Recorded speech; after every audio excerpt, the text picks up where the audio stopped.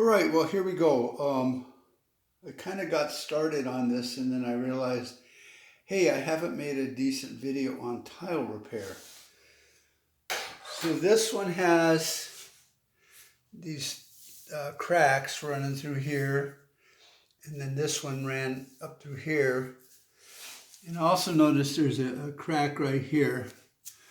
So what I'm doing is cutting out the grout first, and I've kind of tried doing that. You can see along here and here, because if you don't get it out, sometimes when you're pounding on it, the force from here will break this tile right up here or over here. So it's easier to kind of relieve a little of the stress doing that. Now what I use here is just an oscillating tool with this kind of bit that's designed for grout and tile. You can't cut tile with it. But what you do is just run it along. This will be loud, so chill.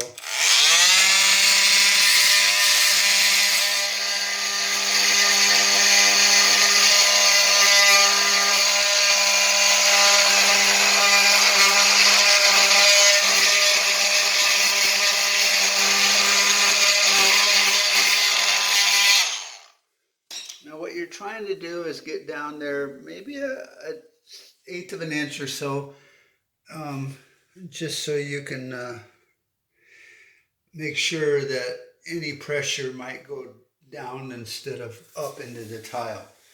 So next I'm going to try to figure out how to put this phone somewhere where I can continue to destroy this and not hold it at the same time, because, well, that's not working.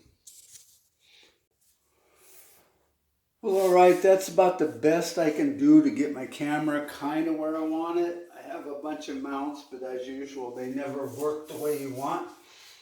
I don't know if you can see here, I could do a close-up, but there's a crack in the concrete, and that probably runs through here, and that's why this broke here. So I'm going to just start banging and making a mess.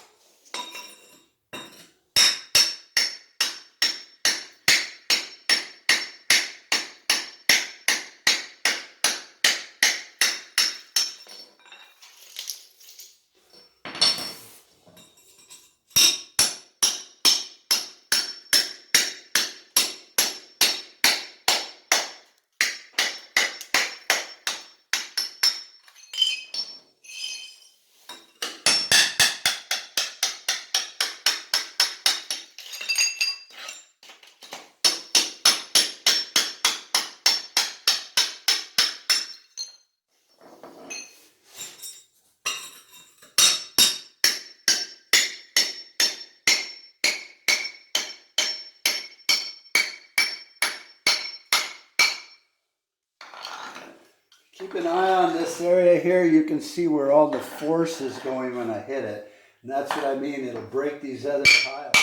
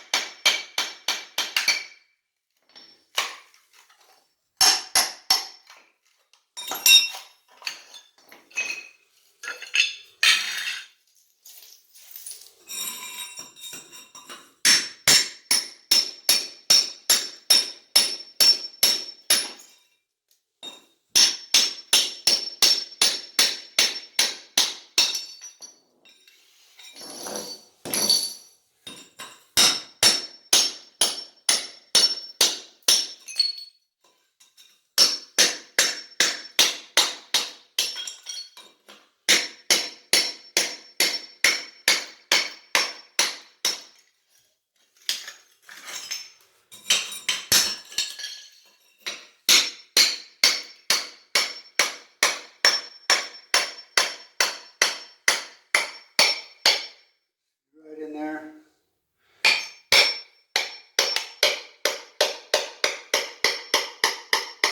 That's usually right in the area where it will break off also. Unless you get lucky.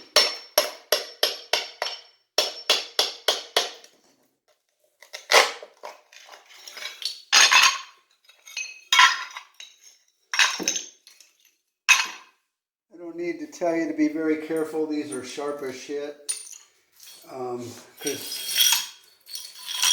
Mainly because they're glazed tile, so they have this glass-like glazing on here that will cut you three ways: long, deep, and bloody. So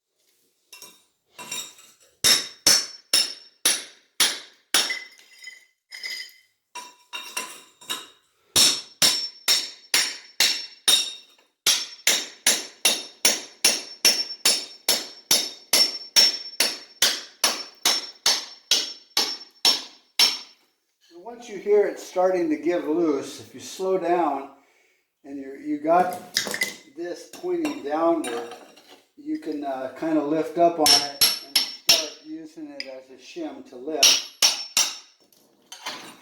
instead of breaking it into more pieces, which is usually the goal.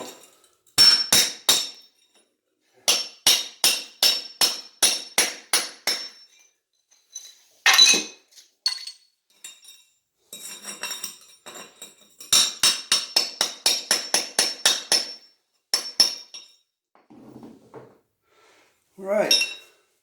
I think that's all of them that I'm going to worry about, that is.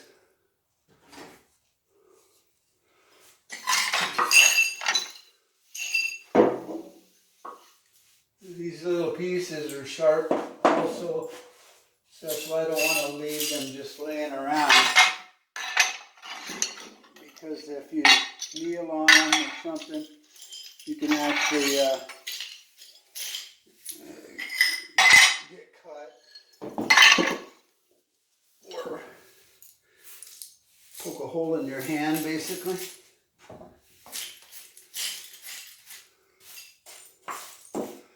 So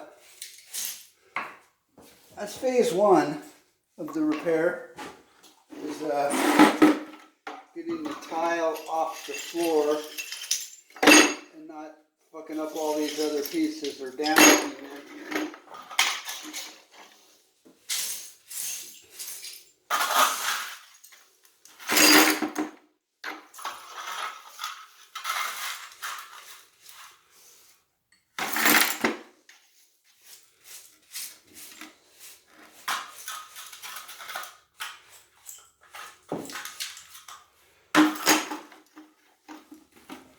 Now, I'm not sure if you remember watching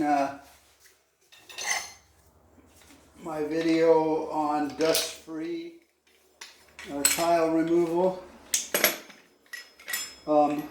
which I could have cut this with this blade here, but it throws dust everywhere and I don't have the right shroud to stop that from making a total fucking disaster and dust. So hold on, I'm gonna go get that set up and then we can get going.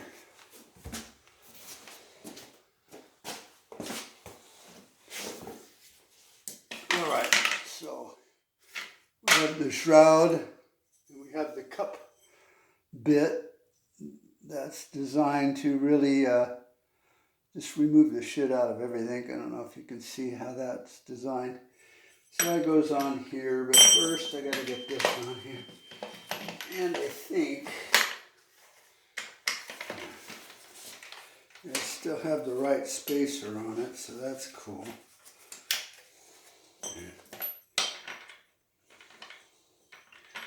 Now,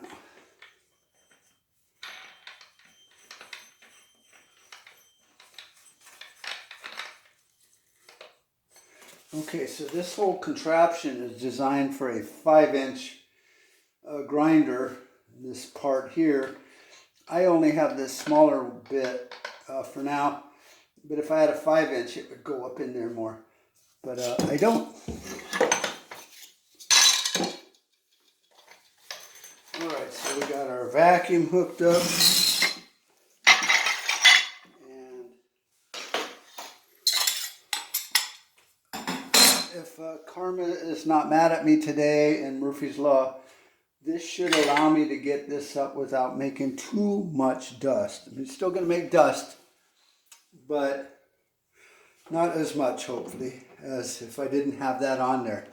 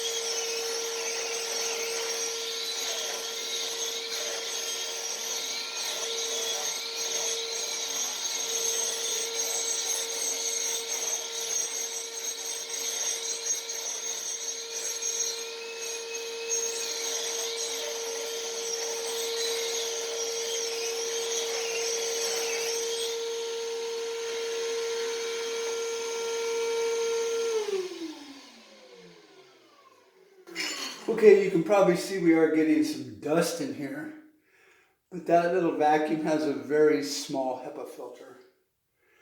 And because there's electricity on this job, I could actually use a bigger vacuum with a bigger HEPA filter. But this is all part of my doing repairs kind of thing. I don't know how to get this off here because I've never really played with it. Before. Oh, well, not that way.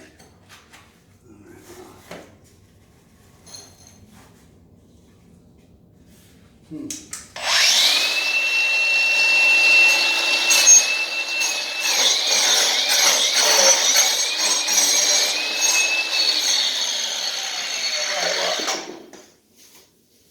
got it down pretty good. I'm gonna have to do the scraper thing on this edges because this bit isn't big enough to get all the way to the edge to get these things. So, whatever.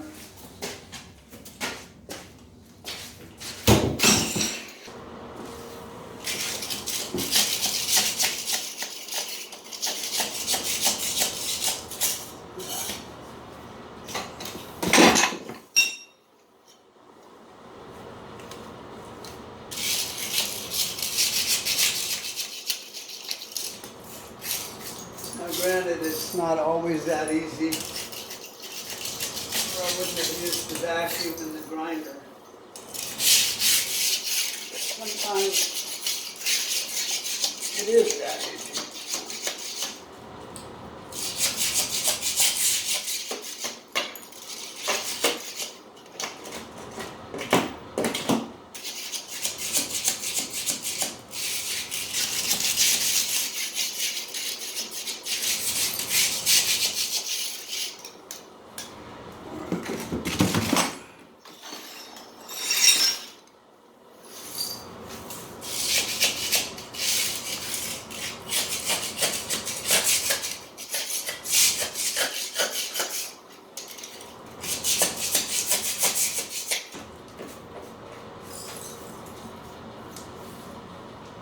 This is some of the old linoleum or vinyl that they cut off before they laid the tile.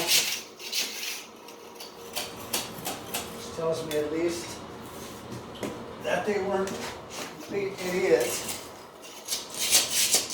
This is just a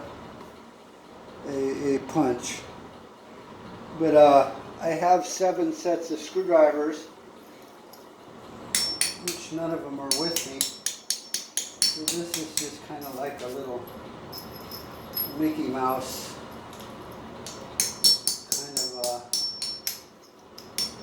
kind of necessity is the mother of invention. And I have the need to hit this with something a little harder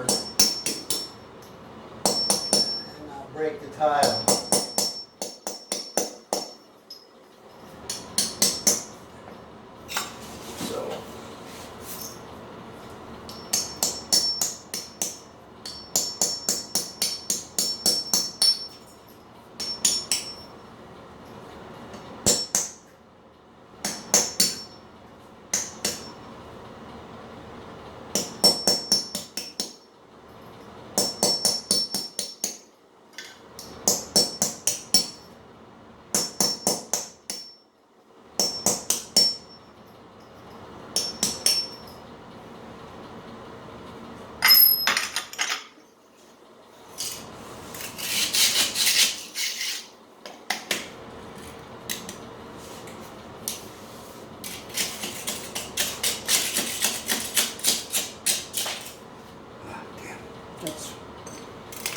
That's part of the reason why you want to have more tools than you thought you needed.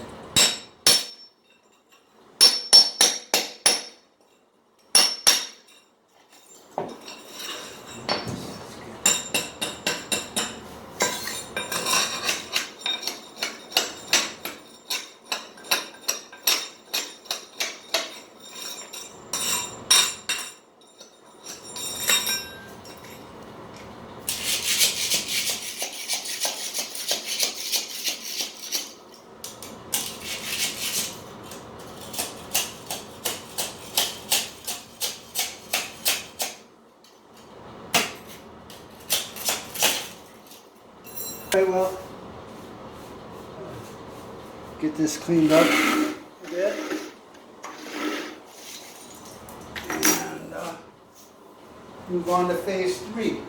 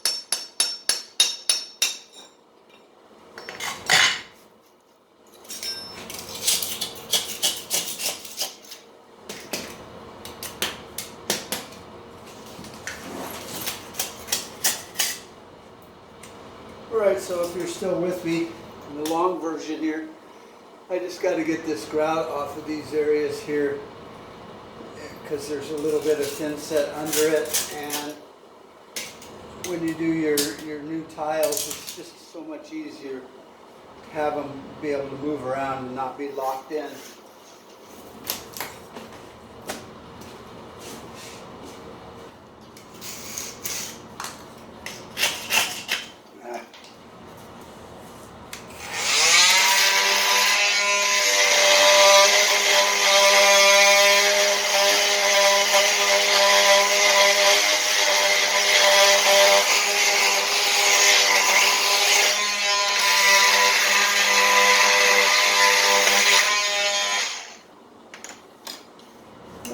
This is a slow motion version of that same tool.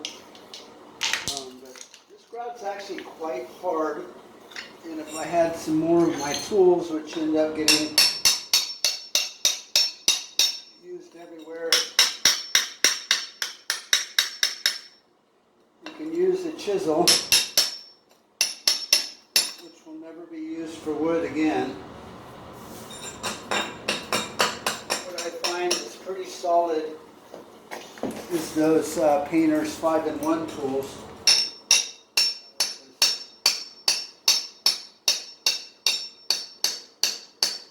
A little bit more guided.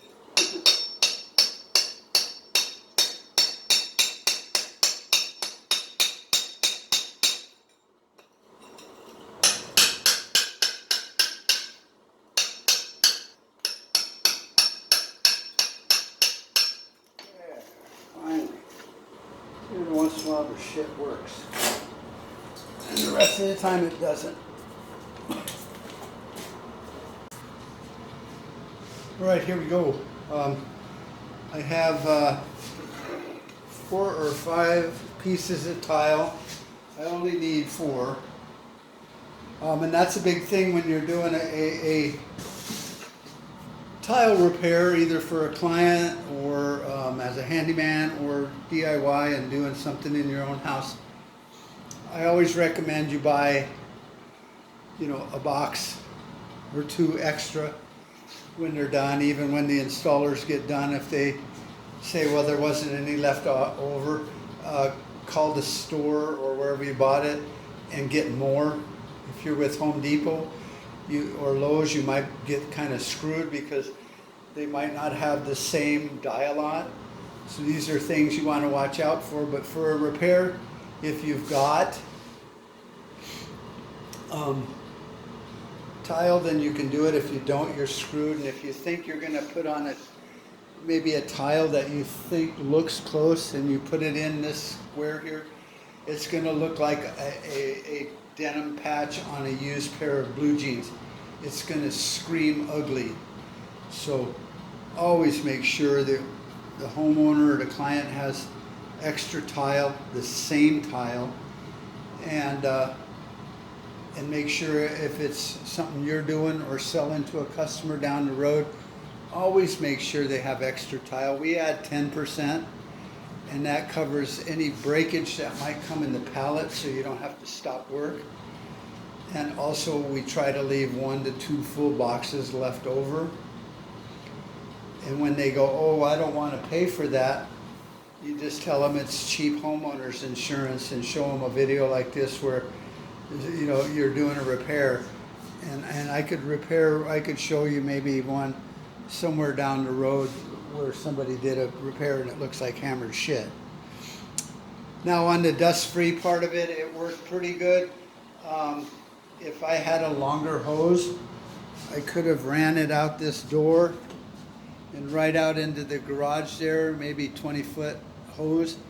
And then I wouldn't have had to worry about the dust in my HEPA filter. It would have just blown it right the hell out the door. So here we are anyway with that.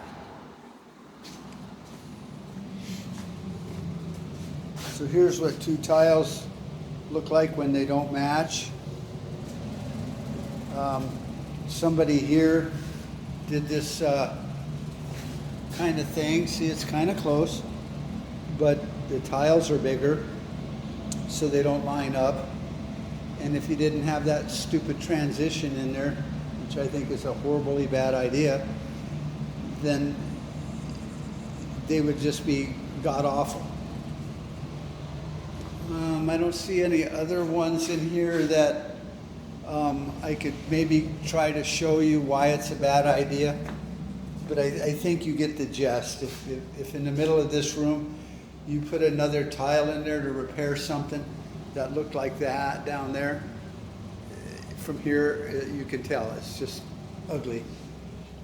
In a room like this, if you had a repair in the middle, you could tear out the middle area and put like what they call like a rug in the middle. You have fairly close spacing around the edges where you could cut it to where you could put an inlay in there, run a tile that looks cool with this tile at a diagonal or something. But otherwise, you're not doing that repair and you're not going to do the homeowner justice. Because, and I've seen people like this house here that has 3, I think, different tiles. They thought they had extra in the garage. When I looked at it, it was the wrong shade. Lucky for them, the homeowner had put a bunch in the shed, and I found 4 or 5 pieces of each different color. So lucky them. Same goes for carpet. If you're going to be doing a carpet repair, and say that's not just a thing where your bed post was, but it was a burn or something, how are you going to repair that? How are you going to patch it? I mean, most people will have a piece of carpet laying around somewhere. This home has it in the garage, so lucky them. Most people aren't that lucky. So just some words of advice. I'm gonna mix up some thin set here, and then I gotta cut these 2 pieces. I didn't bring my slide cutter because I'm stupid. So I'm gonna have to cut them with my grinder. I'll be back. Okay, well, I would assume anyone that would attempt a tile repair would have a little bit of knowledge how to do it. But hey, we are do-it-yourselfers and sometimes we don't have a clue. So let me give you a clue. You get these dry fit in here, and just lay in here, they're loose. Now I need to mark this piece. Now normally you could do it a million different ways, but I'm going to try to show you how I do it. So let me flip my camera around here. I think that's working good enough. So technically, since this tile will go in there this way, I'm going to put this here, I'm going to flip it around, and I'm going to mark this side of it, leaving room for the gap, right here. And then this one goes here, eyeballing that. So this is, let's just say 1 and 2. When I flip it around,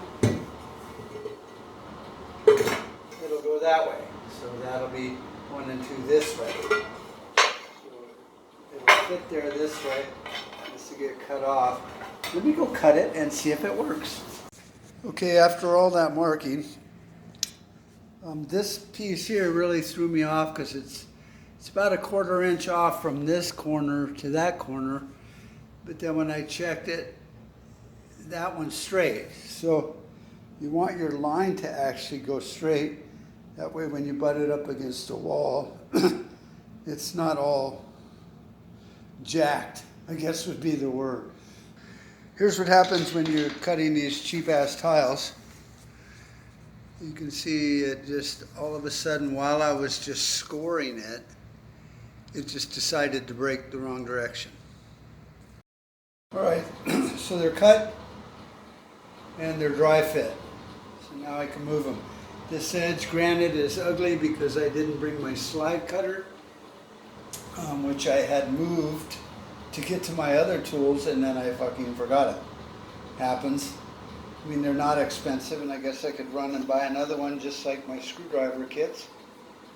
So that's that. Now what I need to do is find some water, and then I'm going to mix up some fast set, and then in an hour or so I can grout it. They're pretty level. Grinding that really made it nice. So let's see if we can find some water and get these set. I got my first person camera here. Gonna mix up some thin set, added some water already.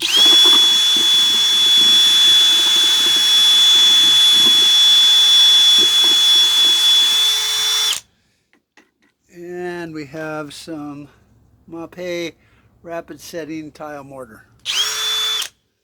All right, let's go put some tiles down and see what trouble we can get ourselves into. One-handedly. Or should I say single-handedly? All right. This camera. So we got ready to go.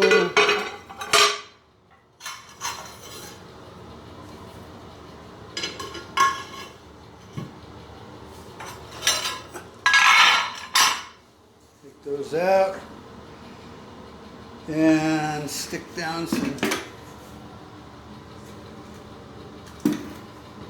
thin set. I think I mixed too much, but I had to go 2 doors down to get water.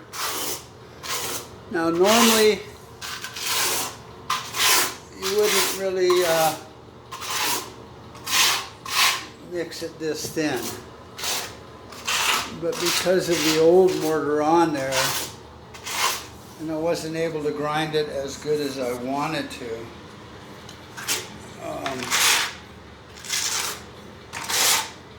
we don't really want it raising the tiles up, because that's where the old tiles sat. So way too much.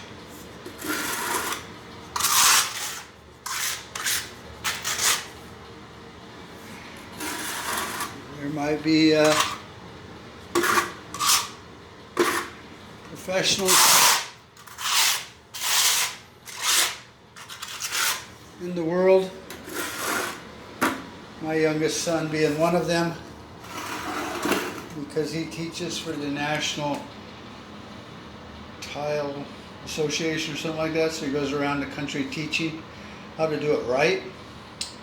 I'm not that person, but he is. So let's get these set down in the mud. Okay, it is dry. Still drying up a bit. I mixed up some grout here. New grout's kind of odd. It's almost just like powder. And when you mix it, it's like talcum powder with water until it finally mixes. Kind of crazy.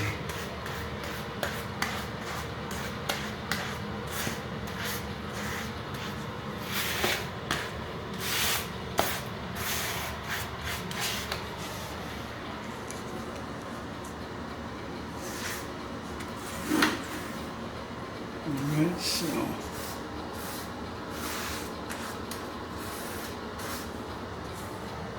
sorry, most of you are probably getting seasick with this camera work, so I'm just going to grout this real quick with the float. And the trick is just to get it in these cracks with what they call a float here, which is this thing here. It's kind of rubberized, and you just want to get it in each and every little crack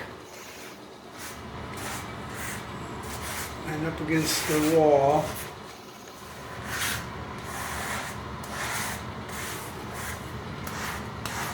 And then you can let it dry.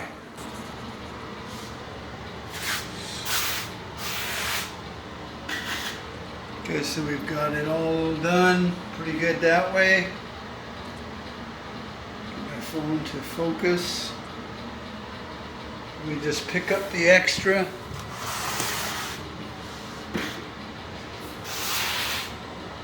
And then you can let it dry up a bit, because if you try wiping it up right now, you'll just take all of that with you and just make a mess. But if you let it dry too much, then you can't get it off. So it's kind of like baking a cake.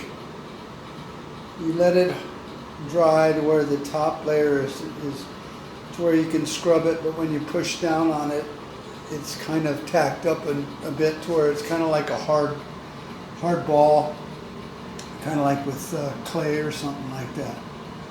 So once that dries up, we'll wipe it up and be done.